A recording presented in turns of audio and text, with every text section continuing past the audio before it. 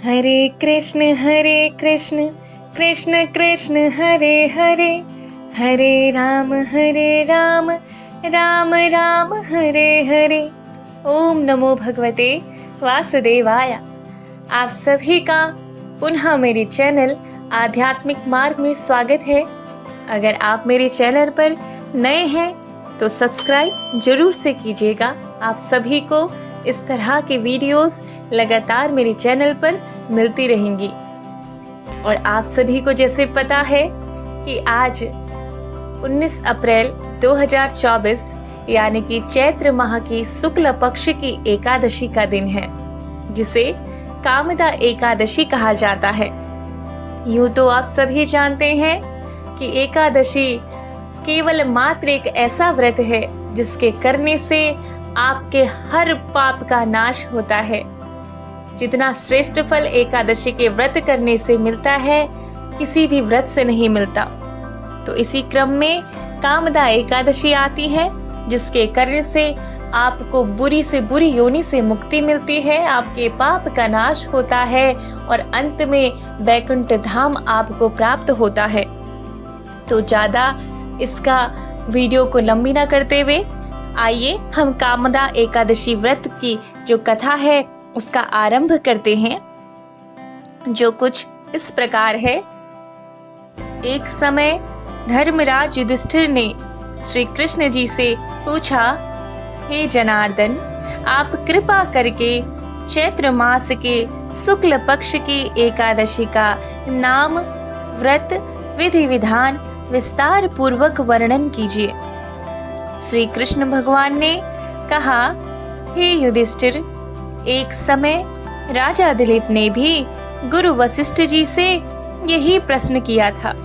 तब महर्षि वशिष्ठ जी ने कहा, हे राजन, चैत्र मास के शुक्ल पक्ष की एकादशी का नाम कामदा है।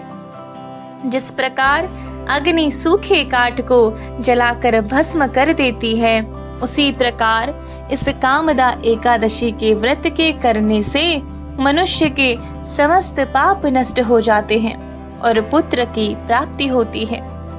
और अब मैं तुम्हें इसका महात्म्य सुनाता हूँ, ध्यान देकर सुनो।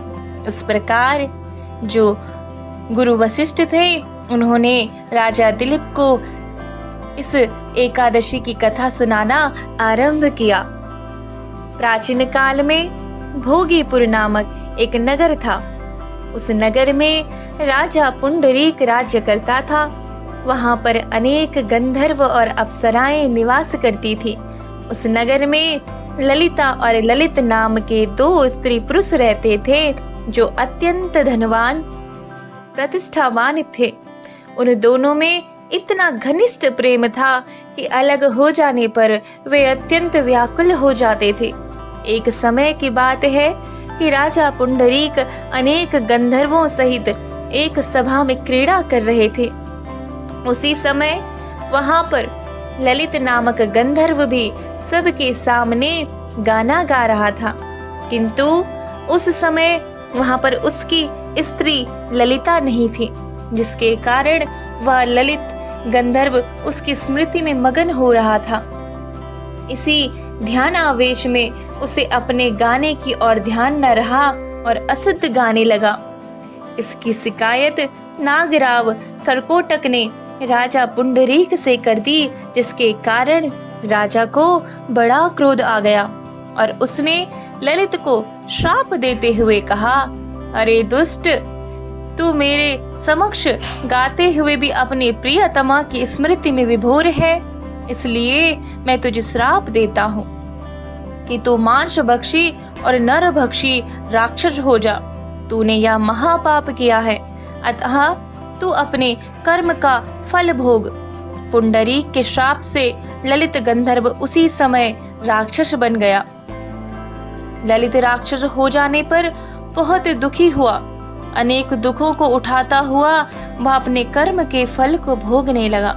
जब उसकी प्रियतमा ललित को अपने प्रियतम की दशा की जानकारी हुई तो वह भी अत्यंत दुखी हुई। हर समय वह अपने पति का उद्धार करने के उपाय की खोज में रहने लगी। इधर वह ललित राक्षस होने के कारण घोर वनों में जाकर अनेक प्रकार के पाप करने लगा। उस समय उसकी स्त्री ललिता पीछे पीछे जाती थी और उसके यह सब हाल को देखकर अत्यंत दुखित हो विलाप करती थी। एक बार ललिता अपने पति के पीछे चलती हुई विंध्याचल पर्वत पर जा पहुंची। उस समय पर उस स्थान पर श्रृंगी ऋषि का आश्रम था। ऋषि को देखकर ललिता हाथ जोड़ करके प्रणाम किया। ऋषि बोले, हे सुभगे, तुम कौन हो और यहाँ पर किस कारण से आई हो और तुम पर ऐसी क्या विपत्ति है? तब ललिता ने कहा, हे मुनि, मेरा पति राजा के श्राप से राक्षस हो गया है, जिसके कारण मैं महान दुखी हूँ। कृपा करके मेरे पति के राक्षस योनि से मुक्ति दिलाने का कोई उपाय बतलाइए। तब श्रृंगी ऋषि ने कहा, हे देव कन्या, सुनो, अभी चैत्र मास के शुक्ल पक्ष की एकादशी है, जिसे कामदा एकादशी कहते हैं। उसका व्रत करने से मनुष्य के समस्त पाप नष्ट हो जाते हैं। यदि तू उस व्रत को करके उसका पुण्य अपने पति के प्रति संकल्प कर देगी तो तेरा पति शीघ्र ही राक्षस योनि से छूट जाएगा। मुनि के ऐसे वचन सुनकर ललिता ने चैत्र मास के शुक्ल पक्ष की कामदा एकादशी का विधिवत व्रत किया और द्वादशी के दिन ब्राह्मणों के सन्मुख भगवान से प्रार्थना करती हुई उस व्रत के फल को अपने पति का देने का संकल्प किया।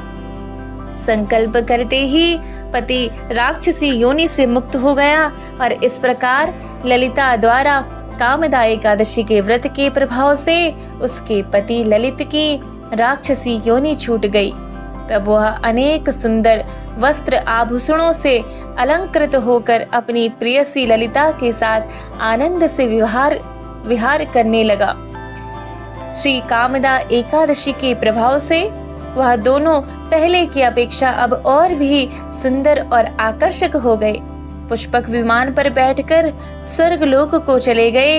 हे राजन, इस व्रत के प्रभाव से मनुष्य राक्षस योनि और ब्रह्म हत्या आदि समस्त भयंकर पापों से छूट जाता है। इसमें लोगों का सागर लिया जाता है, अर्थात सभी भक्तजन कामदा एकादशी के व्रत करने से मैंने बताया जैसे कि बुरी से बुरी योनि का नाश होता है, ब्रह्म हत्या का भी आपको पाप नहीं लगता और आपके हर पाप का नाश होता है, आध्यात्मिक वृद्धि होती है। तो इसी तरह हरि का ध्यान लेते हुए हम इस व्रत कथा को समाप्त करते हैं और सभी मेरे साथ बोलिए, ओम नमो भगवते वासुदेवाय, ओम नमो भगवते वासुदेवाय, ओम नमो भगवते वासुदेवाय।